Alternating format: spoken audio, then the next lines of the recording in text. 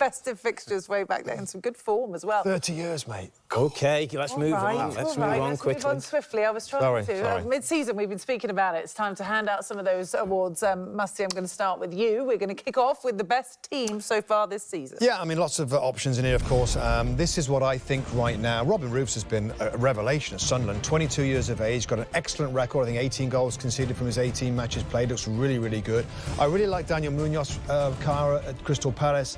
He gets up and down. I think he's a really wonderful attacking right back. Calafiore's been excellent as well in terms of adding into midfield and with his defensive side of things. Van der Ven and Gabriel, for me, are simple picks. Excellent central defenders. I think the two midfield players, Declan Rice and Elliot Anderson, I really like them. We're probably going to see them anchoring the midfield for the England national team. Anderson at Forest has had a difficult season, the team has, but he is such an outstanding midfield player. My wide players are Semenyo, Bournemouth. We see him, of course, soon. And Morgan Rogers has had kind of a real breakout season for Aston Villa. And the two strikers, Hugo Ekitike and Erling Haaland, have scored goals. And I think that's a pretty decent team. Yeah, and of course, it's your dream starting 11, say, of course, the team that you can make so up the far, Premier League. what they've done so far. Any issues with that? Do you like what he's done there? Elliot Anderson's done pretty well, but Moises Caicedo, for me, I think for Chelsea, has been excellent. I think he's taken another step up. Could have maybe seen him in there, but the front lines I like. Ekitike, I think, deserves more headlines than he's got, and Haaland's just outstanding. Yeah, I think defence as well. Got plenty of pace back there in the defence. I think, yeah, pretty good team. OK, so maybe you'll have a couple come up in this. Who do you think is the most underappreciated? So I've gone for players who are not on the radar, not fashionable. Jordan Pickford, I think, is an outstanding goalkeeper who doesn't get the credit he deserves. Coyote, Tyreek Mitchell is your perfect underappreciated player in a Crystal Palace team that do so well. He is never mentioned. No one ever talks about him, yet he delivers a great performance every week. Granit Xhaka was a must, is my captain. I like putting him next to Caicedo. I think Caicedo can learn from Xhaka. I think there's a good relationship built there. Harry Wilson's another slightly unfashionable at times. Fulham continues to do well. Bruno Fernandes, we know, delivers goals and assists, and Iliam Ndiaye has been outstanding for Everton.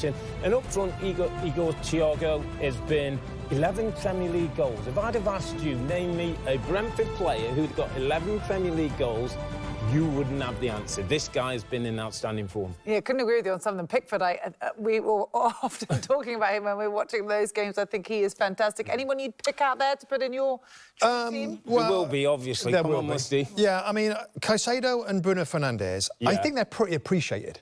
They're expensive. Really? Yeah, I think I'm not sure. I think they're loved by the fans. We all know about them. It wasn't appreciated enough to go in your best 11. Maybe a tiny bit, but a very expensive player, Bruno Fernandes as well. I like Harry Wilson. I think he'd be the captain. He's a perfect. Another one who doesn't get enough mentions because they're not fashionable and they're not on the TV all the time. Yeah. But every time you see Harry Wilson, he does not give you everything. Not appreciated enough, all of them, are they? No. Starting 11. All right, let's speak about who moved where, I suppose, in the summer. Who do you think has been the best summer signing? Robbie, we'll start with you, Earl. Without doubt, Granit Xhaka. I talked about Sunderland getting him at the start of the season. His experience, his leadership, his understanding. He's got a club-high 5 assists as well as 1 Premier League goal. Every time you see Sunderland, he's got the command of his teammates. He leads in a way that Regis Labris must love.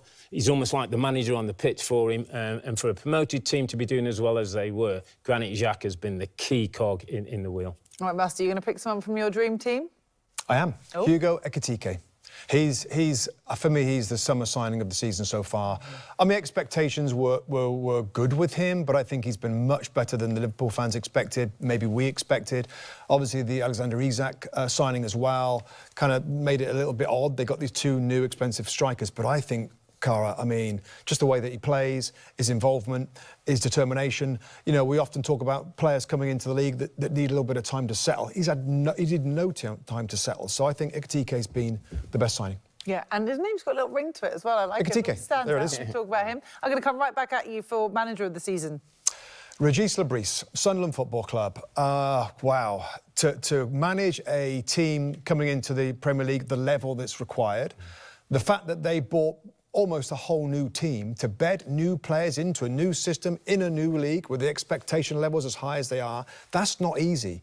And for them, we've seen how hard it is for promoted teams to stay in this Premier League division. It's so difficult. You know, I again, at the start of the season, I thought that the three of them would struggle and will go down. Sunderland have proved me wrong, and Robbies, not just, when you listen to him, very smart, very tactically kind of thoughtful. I think he's been superb. Well, they're comfortably in the top half of the table at 7th. It's incredible. He's my new bestie, I've got to tell you. I mean, if you think of 2025, they got promoted. They were 24 points behind Leeds and Burnley, came up through the playoffs, beat Sheffield United. They get into the league with not a lot of time to spend, go and spend money on players. They've got players who've gone on to be 7th in the Premier League as we come to the end of the year. Beat Newcastle recently in the derby. It couldn't get much better for Sunderland fans. And this manager is one of those, keep your eye on him. And as Sunderland look to get higher in the table, this guy's going to play a more important role. OK, we're interested to see how, obviously, the second half of the season plays out for Sunderland. What about the player of the Premier League so far this season? Who's my going? Well, I'll go first. And I'm going to go Antoine Semenyo, who's a player who we're going to see today against Chelsea. His manager says there's maybe a couple more games in him. He's played so well that one of the best teams in the country want to take his services halfway through the season.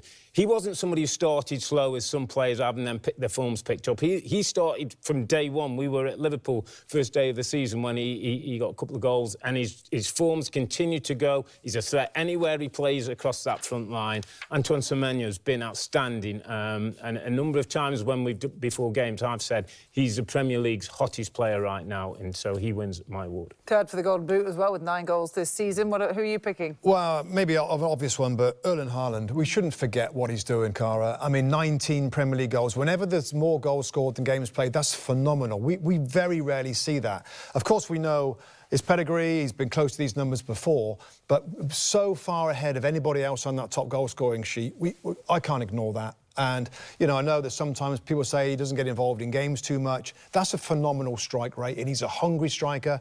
He scores different types of goals. Again, it's an easy pick for me, but I can't look past this amazing goal scorer. Yeah, to be 8 clear at this stage of the season was still 19 goals. To go. Unbelievable. OK, I'm going to come back to you, Musty, for the surprise of the season, the team that has been the most surprising. Well, this is not in a good way, but Liverpool.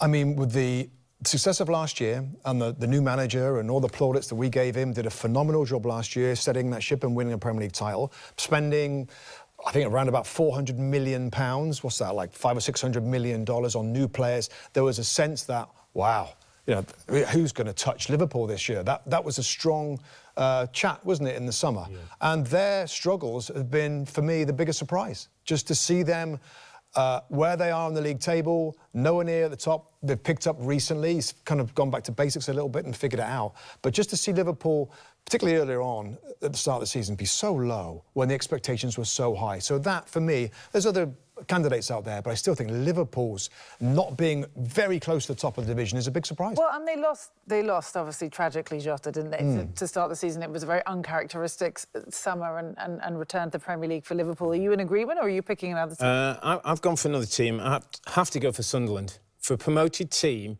last couple of seasons we've seen promoted teams come into the league, struggle, and there were the 3 that went down. They look like they bucked the trend. To be sitting 7th in the table, we've already talked about Regis Robbies, what this football club's done. In the Stadium of Light, 49,000 people full on a match day in the Premier League is a special place. And Sunderland have brought something to the Premier League, and it looks like the way they're going, they might be here for a little while longer. Was Aston Villa close on either of your lists for surprise of the season? Unai Emery was close for a manager.